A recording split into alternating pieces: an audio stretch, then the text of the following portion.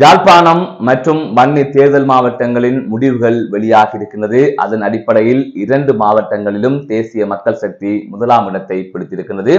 வடக்கில் 5 ஆசனங்களை தேசிய மக்கள் சக்தி கைப்பற்றி இருக்கின்றது. அந்த வகையில் வன்னி தேர்தல் மாவட்டத்தில் தேசிய மக்கள் சக்தி 2 ஆசனத்தை பெற்றிருக்கின்றது. ஐக்கிய மக்கள் சக்தி 1 ஆசனத்தை பெற்றிருக்கின்றது. இலங்கை தமிழரசு கட்சி 1 ஆசனத்தை பெற்றிருக்கின்றது. இலங்கை தொழிலாளர் கட்சி 1 ஆசனத்தை பெற்றிருக்கிறது.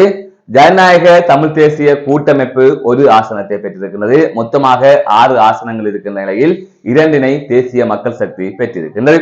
அதனை அடுத்து யாழ்ப்பாண தேர்தல் மாவட்டத்தை எடுத்துக்கொண்டால் 3 ஆசனங்களை தேசிய மக்கள் சக்தி பெற்றிருக்கின்றது. 1 ஆசனத்தை இலங்கை தமிழரசு கட்சி பெற்றிருக்கிறது. அகில இலங்கை தமிழ் காங்கிரஸ் 1 ஆசனத்தை பெற்றிருக்கிறது. சுயேட்சை குழு 17, அதாவது அர்ஜுனா தலைமையிலே போட்டியிட்ட சுயேட்சை குழு 1 ஆசனத்தை பெற்று வரலாற்று வெற்றியினை யாழ்ப்பாணத்தில் பதிவு செய்திருக்கின்றது. அதிலும் முக்கியமாக தொடர்ந்து வெற்றி பெற்று வந்த டக்ளஸ் தேவானந்தா அவர்கள் இம்முறை யாழ்ப்பாணத்திலே தோல்வி அடைந்திருக்கின்றார். மீண்டும் ஒரு காணொலி சந்திக்கின்றேன். நான் நடராஜ் அஜயகாந்தன்.